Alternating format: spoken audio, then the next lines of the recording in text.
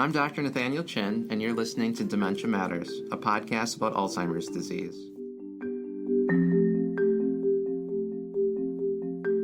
Dementia Matters is a production of the Wisconsin Alzheimer's Disease Research Center. Our goal is to educate listeners on the latest news in Alzheimer's disease research and caregiver strategies. Thanks for joining us. Welcome back to Dementia Matters. Today I'm joined by Dr. Allison Reiss, an internal medicine physician and molecular biologist who studies the causes and treatment of Alzheimer's disease and other forms of cognitive impairment. She is head of the Inflammation Laboratory and associate professor of medicine at New York University's Grossman Long Island School of Medicine. Dr. Reiss is also a member of the Medical, Scientific, and Memory Screening Advisory Board of the Alzheimer's Foundation of America, where I also serve and have had the pleasure of getting to know her. Allison, thank you for joining me on Dementia Matters. Thanks for having me. It's just a delight to be able to talk to you as we've gotten to know each other.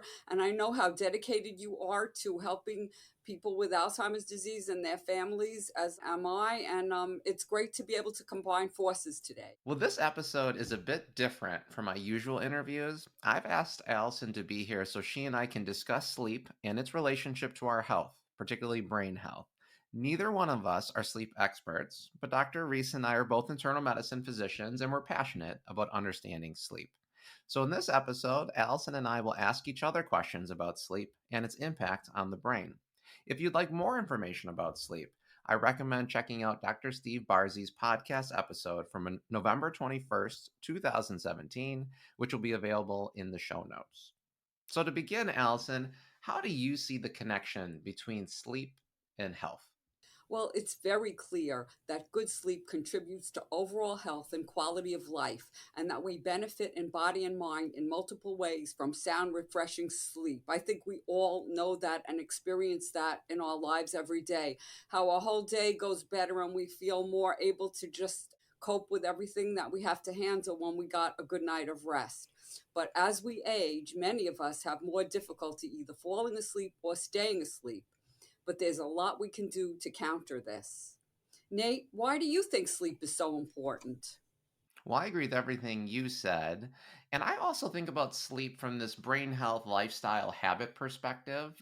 As I'm very interested in modifiable risk factors for cognitive change, I look at sleep as this keystone habit. And what I mean by that is a keystone habit is one that has a big impact on other areas of your life, often triggering a domino effect so that other habits become easier and more manageable. And I believe that multiple habits are better than one habit, and one habit's still better than no habits. And so to me, sleep is foundational in impacting how we feel, our mood, our motivation, and our energy level. And I think all of us know this every time we have a bad night's sleep or a few bad night sleeps in a row. Sleep recharges us. And when it's done right, it does set us up for a good day. But when it's done poorly, it does limit what we can accomplish. So if you aren't sleeping well, I can't imagine you're going to be willing to exercise, eat well, manage stress, spend time and enjoy time with other people, stimulate your brain beyond what is required, and make these healthy choices. I know personally when I don't sleep well, I do eat things that I normally wouldn't eat, and I certainly am not as pleasant of a person around those I care about. And so I recognize that sleep is just this really pivotal habit, and it has, of course, a connection to our health. So while I want my patients to do all these things, all the brain health habits and more, I recognize that if their sleep is poor, they may struggle. And not because they don't care or believe the things that we know are important, but because it just is hard to do that when we're so tired. I think that really sums up a lot of what we see in our real lives. Do you think that scientists are recognizing the importance of the link between sleep and brain function? Are they studying this issue? Yes. Fortunately, I did a quick search on the website clinicaltrials.gov before you and I were talking, and I was looking specifically at sleep and cognition or dementia. And what came up were over 100 studies listed. Some had already been completed, others were still recruiting, and some are just ongoing. And I found studies looking at sleep with exercise, which happens to be very popular, sleep with cognitive behavioral therapy for insomnia, obstructive sleep apnea and cognition, sleep and circadian rhythms, which I know you in particular know a lot about, and I'll ask later, And then some looking at interventions on sleep that have had outcomes related to cognition. So, cognition could be certainly a part of a study, or it could be the thing that we are looking at. Now, other studies like the one that I'm a part of, the Wisconsin Registry for Alzheimer's Prevention, known as RAP, we are looking at sleep as a variable as we are on trying to understand how people are getting older and what factors might relate to aging as well as disease. And so we follow individuals over time and then look at sleep as well as other factors like mood, social stressors, cognitive enrichment. Now, RAP, if you don't mind, Allison, I'll just tell you a little bit about RAP. It is one of the world's largest and longest running studies of people at risk for Alzheimer's. And it started in 2001. And we have unbelievably dedicated participants that come in every other year. And they go through hours of process with us where we are collecting their history, things like sleep in particular, but then also doing cognitive testing for over a couple hours, physical exams, blood work, imaging scans, some of which are research and not done in clinic, lumbar punctures. And then we say thank you. And later on, we end up talking to them about some of the things we found. We're trying to return more of these results to them. But it is an important way for us to understand longitudinally what are factors from midlife, later adult life that could impact a person's thinking ability, as well as some of the biology of Alzheimer's disease. And so there's this recent study that really comes to mind, and it was investigating the impact of sleep in 619 healthy participants. It was done by a researcher, Dr. Leon Du. And she showed in this study that those that were poor sleepers, and these are all healthy people, but they filled out sleep surveys, and she was able to break them into groups of poor sleepers, okay sleepers, and good sleepers. And the poor sleepers had this relationship or an association with worse cognitive performance, meaning they did these thinking tests with us and they had lower scores, but it was in areas of learning, memory, and executive function. And for those listening that aren't familiar with that term, executive function, it is the ability to multitask, to plan, to organize, to reason, to problem solve. So it's a really important function of the brain, of course. She also found a relationship, though, between poor sleep and people having higher body mass indexes, the BMI, having a higher waist to hip ratio, meaning they're having more fat or at least size around their abdomen, and then greater insulin resistance. And insulin resistance, of course, being one of the mechanisms leading to diabetes. The study did not find a relationship between poor sleep and the development of this amyloid protein, one of the proteins we are using to define Alzheimer's disease. And so it was a really important study, and I think it's really the not the beginning, but in the midst of the scientific field trying to understand what exactly the role is of sleep in our thinking ability, our metabolic health, and certainly as we have more biomarkers in the biological processes of getting older and having disease. Now, despite our study not seeing this relationship between poor sleep and that protein of amyloid, there is data that suggests that amyloid protein is cleared from the brain during sleep via what's called a glymphatic system or pathway. So, Allison, can you share for our listeners what exactly is this glymphatic system? Yeah, I'm happy to do that. I just want to say that the RAP study sounds excellent. The way it's conducted really should yield a lot of important data. And I think that more and more we're going to see that there are issues involving the brain other than amyloid that need our attention when we are evaluating that relationship to cognition and dementia. So, getting back to the glymphatic system itself, the brain is bathed in fluid at all times, and that fluid is carried through the glymphatic system. It's a network of channels or pathways within the brain that helps deliver nutrients and remove waste products. It's similar to the body's lymphatic system. Our way into the glymphatic system, in which we can get a real look at what's happening in living people, is through our spinal fluid, where we can remove some of that in a spinal tap. It was discovered that the glymphatic system is mostly not very active during wakefulness, but it gets very active during natural sleep, particularly during the deepest stage, stage 3. Studies have shown impaired glymphatic clearance being associated with neurodegenerative conditions like Alzheimer's disease, and also there's less efficient functioning of that system with aging.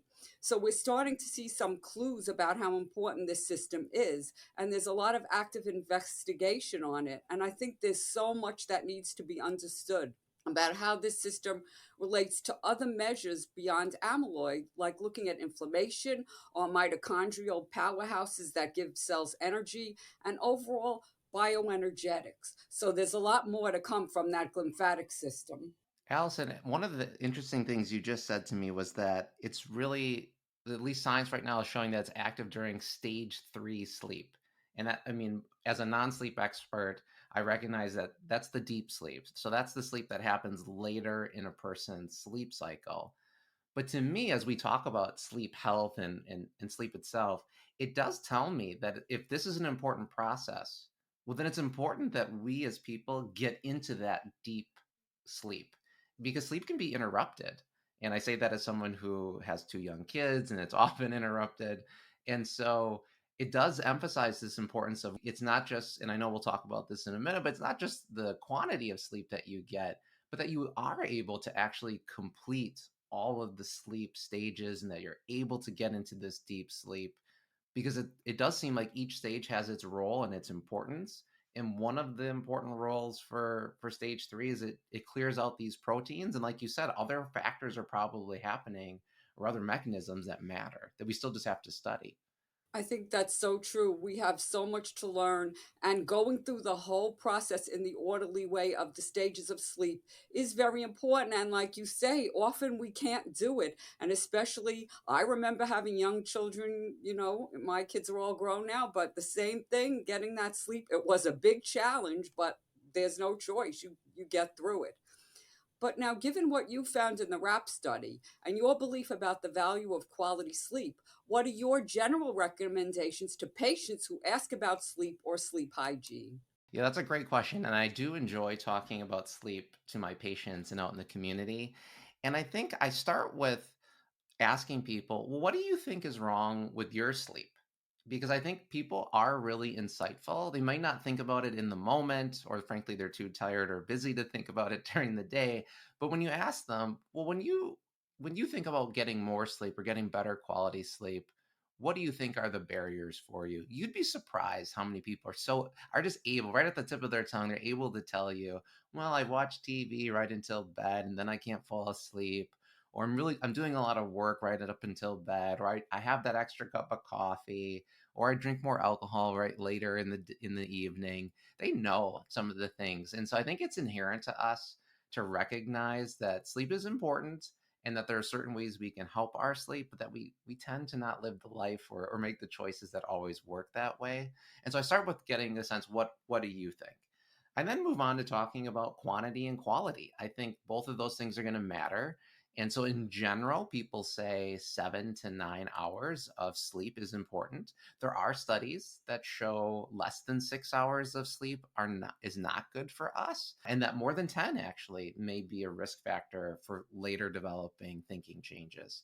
So it isn't just less is bad. Even having too much could potentially be a problem. But then I like to talk about sleep routines because I think these sleep factors are leading to sleep, and certainly how we live our life during the day can impact how we're sleeping at nighttime. And so we'll get into that in a few minutes, but sleep hygiene I do think is a foundational approach for people who are struggling with sleep. Most people will say, "Oh, I know all those things," but there's a lot. And there's some really great resources out there, but there's a lot of different things that we can address. And I doubt all of us are doing everything perfectly. So there's always still something for us to consider. But then I'll move on to quality because I think in addition to quantity, how well we sleep matters. And so I think the key things are not having a lot of interruptions because of this idea of getting into that deep sleep. Feeling refreshed in the morning is a good indicator of whether or not you really did sleep okay despite being in bed for 8 hours or more. And then I'll talk about what are the factors that can actually interrupt our sleep. And so commonly as people get older, it's called nocturia, but this idea of going to the bathroom. You aren't able to hold your bladder, so to speak, as well as when you're younger, but there are certain factors of course that can contribute to this. And this is where I'll talk to people about not drinking so much fluids right before bed, not drinking alcohol after a certain period because that can lead to a person going to the bathroom. But pain is another factor. As we get older, we might have more muscle or joint pain. So is that the factor for you? And should we be treating that? And I know I'll ask you a question about this a little bit later, Allison, but racing thoughts, anxiety, rumination, these are factors I hear a lot about in my patients, worrying about the world or their family or their job, something. And once they're up, those thoughts just keep coming. And then the last one I'll mention is one that affected me, which is having the dog on the bed. And we love our pets, or some of us do, and you want that pet close, but they're not ideally supposed to be there, and they can move around too, and that could disrupt you. So, what is your sleep environment like? Which is another factor I'll talk about. And, the sleep environment matters. You want it to be cool. I read an article once that said ideal temperatures are really cold, like 62 to 66, which is really cold. But you want the room to be dark. And if you need to have a sound machine or something that makes noise, some people really like the weight of a blanket, even in the summer. So are you able to have an environment where you feel that comfort? And then lastly, and I think you as an internal medicine physician would do the same thing. It just address, are there medications you're taking that you need to take that could be impacting it, that are stimulating? Are you doing things that are you taking in substances that could be impacting sleep?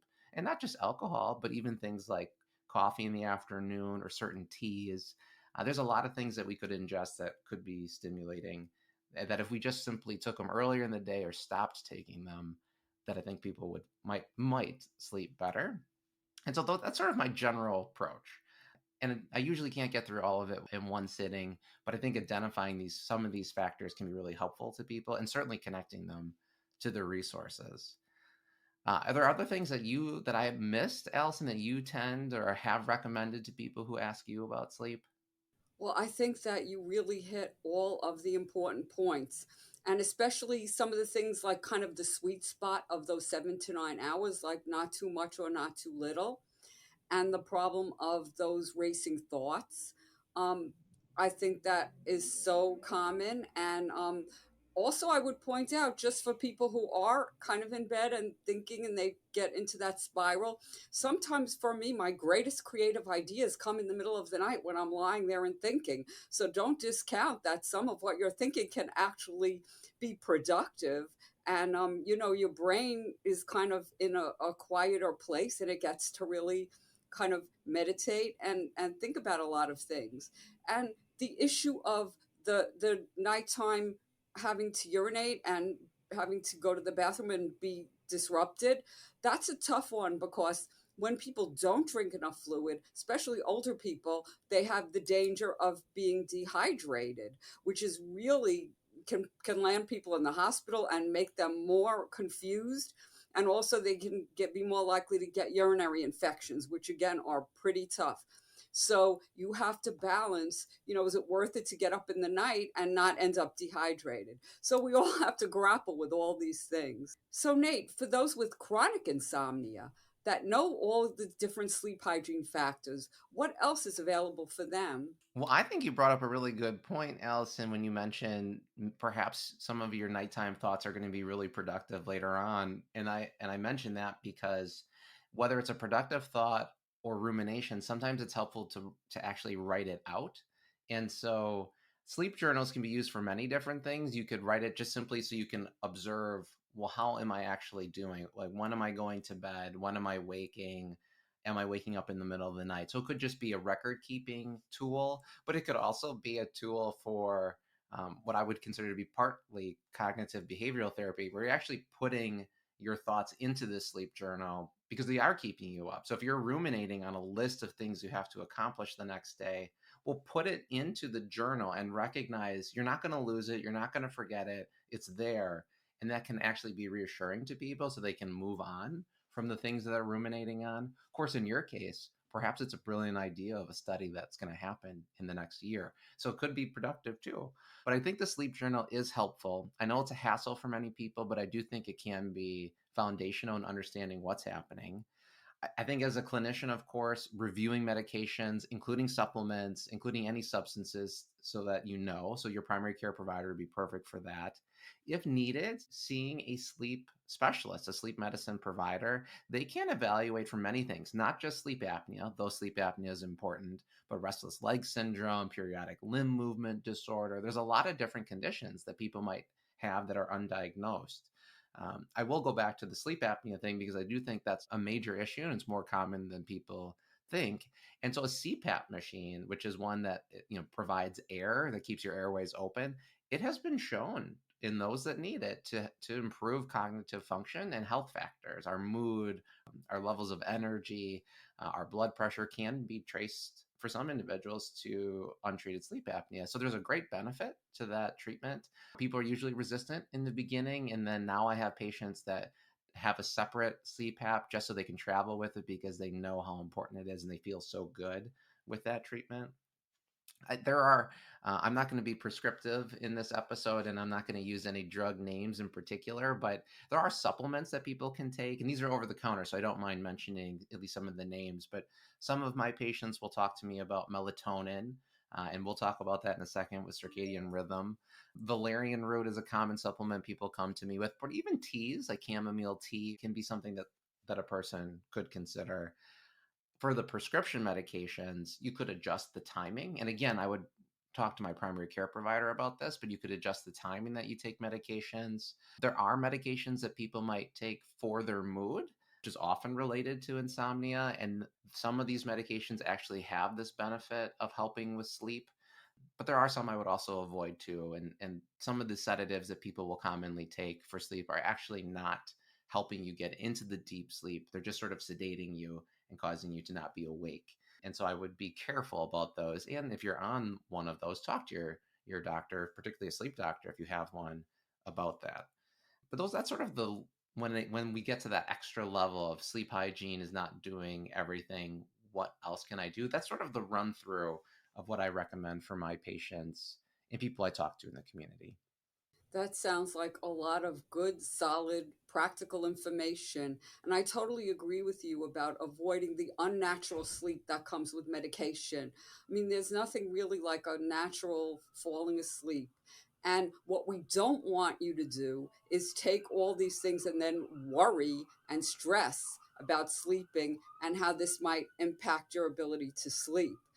Just keep in mind, if you are lying in a comfortable bed in a nice dark room at a good temperature and you're relaxing and your body is relaxing and resting, you are getting benefit and rest from that.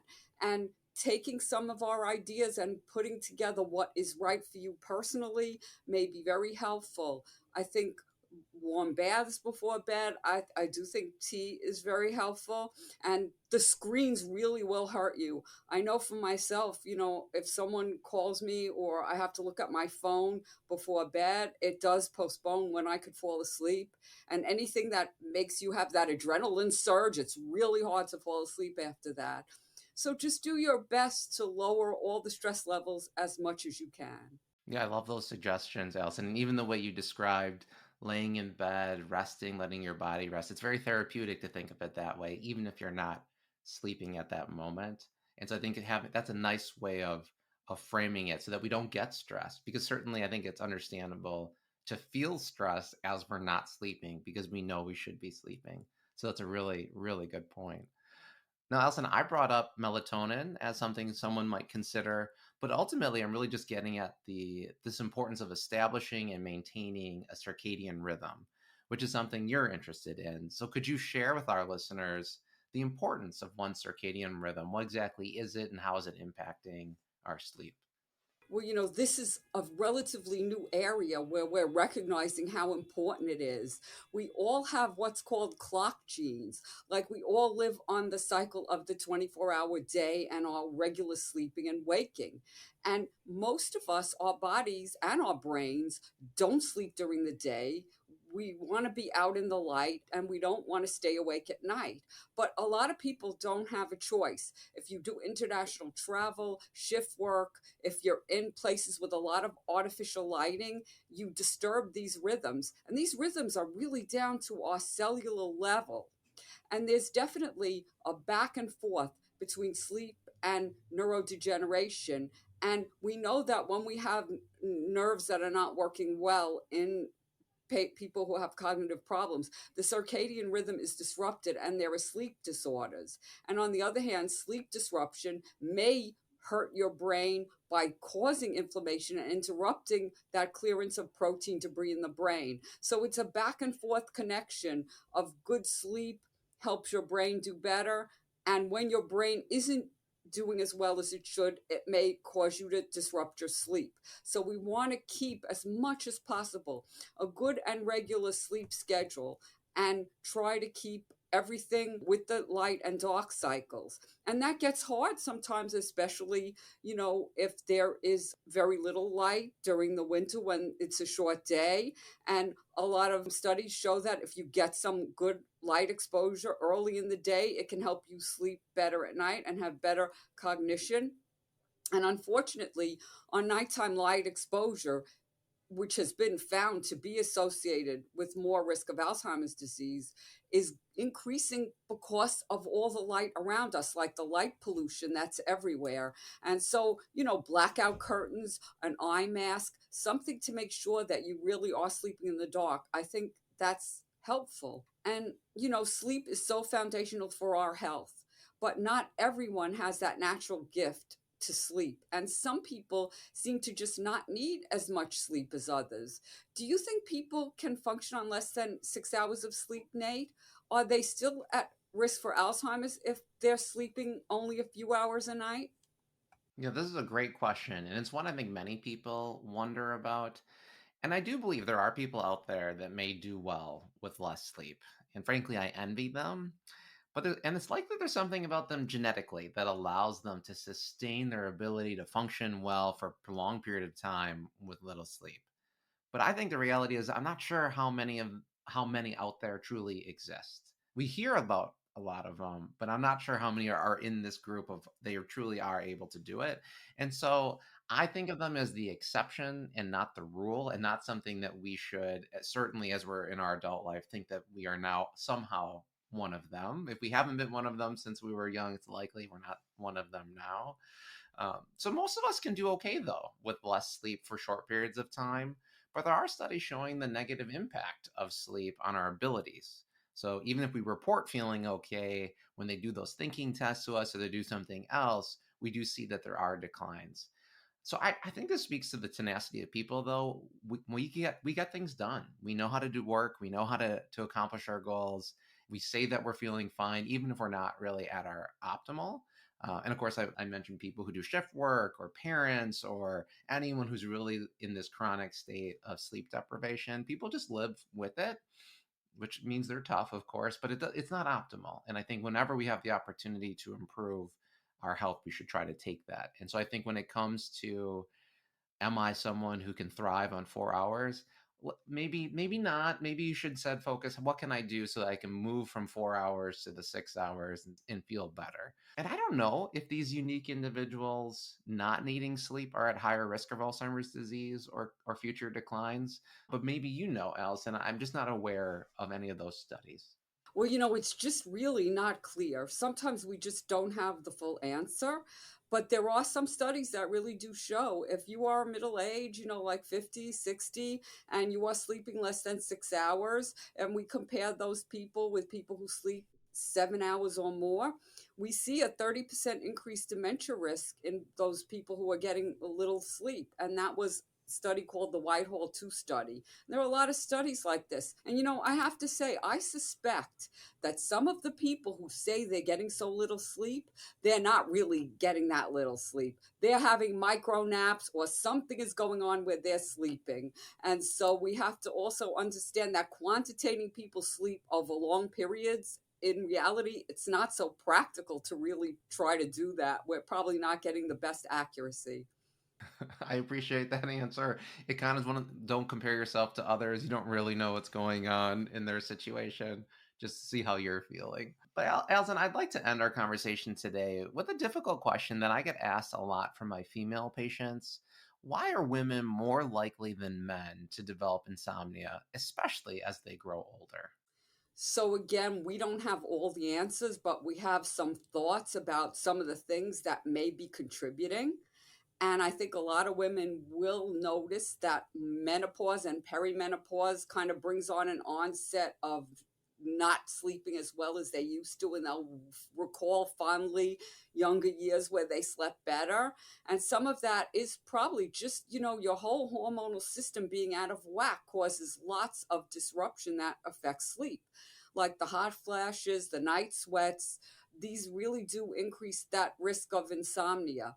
There's also more likelihood with some weight gain and sleep apnea and mood changes, depression and anxiety. And we know that mood changes really do diminish your sleep quality. And women are also more affected by stress. They're not as able to kind of compensate a lot of time, and they're more likely to lose sleep over stress. And they have a lot of pressures, societal, work, family pressures that are going to affect the circadian rhythms, and so many responsibilities, that list in your head that never stops growing. And they also are more likely than men to be in pain. Migraines certainly are very disruptive of sleep. Carpal tunnel, irritable bowel, rheumatoid arthritis, all different kinds of arthritis, and fibromyalgia. It's very hard to sleep when you're in pain. So I think there are just so many things that maybe have more effect on women than men. But whatever your gender, I think it is so helpful to sleep, to get outside and be in nature and not sit indoors all the time. I think these are some of the old fashioned things, that we were told by our moms and grandmothers, like go out and play, or go out and be out in the sun and out in the world, get your vitamin D. And I think that's also very important. You will sleep better if you tire yourself out by doing things. Being sedentary and sitting in a chair does not prime you to sleep well. Allison, I love your answer, and it reinforces a key message that we need to talk openly about sleep issues. We need to address the factors that are within our control, and then certainly talk to our healthcare providers about interventions or just ideas to improve our sleep. It's worth the effort to get better sleep for our bodies and our brains. And so, thank you for coming on Dementia Matters and talking about this very important topic with us. It was an incredible pleasure. It was such an honor to talk to you. And any way that we get information to the public and there's no cost or financial barrier, this is something that I think is a beautiful thing. So thank you so much, Nate. Thank you for listening to Dementia Matters. Follow us on Apple Podcasts, Spotify, or wherever you listen, or tell your smart speaker to play the Dementia Matters podcast. Please rate us on your favorite podcast app. It helps other people find our show and lets us know how we're doing. If you enjoy our show and want to support our work, consider making a gift to the Dementia Matters Fund through the UW Initiative to End Alzheimer's. All donations go toward outreach and production. Donate at the link in the description. Dementia Matters is brought to you by the Wisconsin Alzheimer's Disease Research Center at the University of Wisconsin-Madison. It receives funding from private, university, state, and national sources, including a grant from the National Institutes on Aging for Alzheimer's Disease Research. This episode of Dementia Matters was produced by Amy Lambright Murphy and Kaylin Rowerdink and edited by Eli Gadbury. Our musical jingle is Cases to Rest by Blue Dot Sessions. To learn more about the Wisconsin Alzheimer's Disease Research Center, check out our website at adrc.wisc.edu. That's adrc.wisc.edu. And follow us on Facebook and Twitter. If you have any questions or comments, email us at dementiamatters@medicine.wisc.edu. Thanks for listening.